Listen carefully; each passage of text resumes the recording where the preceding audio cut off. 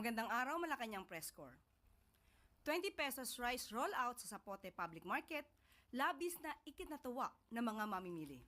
Lubos ang tuwa ng mga residente at mga vendors sa Zapote Public Market nang bisitahin sila ng Pangulo ng personal na pinangunahan ang paglulunsad ng benting bigas mayroon na sa mga pampublikong pamilihan. Para sa mga senior citizens, ang benting bigas ay malaking bagay sa kanilang pang-araw-araw na gastusin, lalo na sa ibang beneficiaries na walang permanenteng hanap buhay. Totoong ginhawa ang nilalayong dalhin ng benting bigas sa mga mamamayan. Sa halip na tumungo sa malayong lugar, ang mga mamimili inilapit na sa kanilang bilihan upang hindi na sila mahirapan sa pag-commute at pagbitbit ng nabiling bigas. Ang nais ng Pangulo, patatagin at palawakin pa ang sakop ng benting bigas.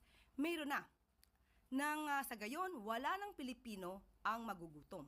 Kahit paano, sa hirap ng buhay ngayon, may 20 pesos kaming mabibili at salamat sa Pangulong Marcos. Kagaya namin may pesos eh. Ang 10 kilo, 200 lang. Di ang sobra noon, mayroon pa akong pambawa sa mga anak ko. At home ako dito sa Bacoor. Ang dami naming dam na ginawa, ang dami na namin pinamigay na makinarya ng palay sa Pilipinas, pinakamataas sa kasaysayan ng Pilipinas. Napakaganda po nito. Malaking tulong po to sa amin. Sana hindi lang ngayon yan, lagi-lagi sana.